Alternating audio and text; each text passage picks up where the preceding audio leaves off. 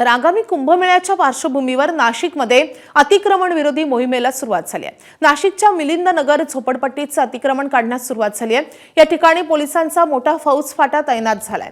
अतिक्रमण हटवल्यामुळे अनेक वर्षांपासून प्रलंबित असलेल्या रस्त्याचा मार्ग आता मोकळा होणार आहे आणि यामुळे नाशिकच्या मायको सर्कल ते आरडी सर्कल मार्गावर होणारी वाहतूक कोंडी कायमची फुटणार आहे। कायमचा यापासून दिलासा मिळणार आहे। या सगळ्याचा आढावा घेतला आमच्या प्रतिनिधींनी, आपण पाहूया।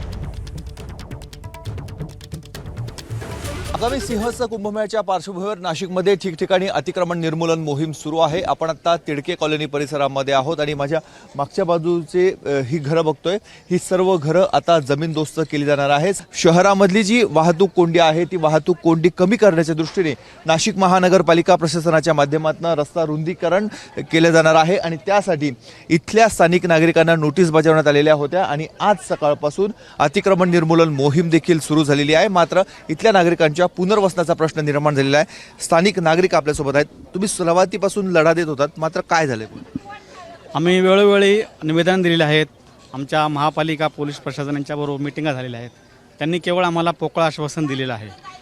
हे जे घरं बाधित होणार आहे त्यांचं पुनर्वसन करण्यासाठी रमाई आवास योजना आणि शबरी आवास योजना या दोन योजनेअंतर्गत तुम्हाला घरं देऊ असं महापालिका आम्हाला सांगितलेलं आहे, परंतु कुठल्याही असं लिखित स्वरूपामध्ये माहिती दिलेली नाही किंवा हे पुनर्वसन करताना सरकारी जागे जिथं उपलब्धता आहे अशी कोणती जागा आम्हाला महापालिकेने सुचवलेली नाही। रीतसर परवानगीने ही घरं होते का? आज मोहीम का राबवली जाते? हे घरं जे आहेत 40 ते 50 वर्षापूर्वीचे घरं आहेत। यांना महापालिकेने स्लम घोषित केलेले आहेत। त्या पद्धतीने त्यांना सर्व स्लम चार्जेस, पाणी चार्जेस सर्व लागू केले आहेत। वेळोवेळी नागरिक इथले सर्व चार्जेस भरत आहेत।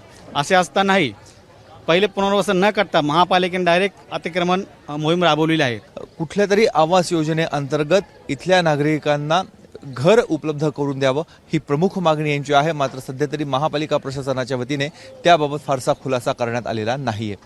कॅमेरामन किरण कटारेसह मुकुल कुलकर्णी, एबीपी माझा, नाशिक। एबीपी माझा, उघडा डोळे बघा नीट।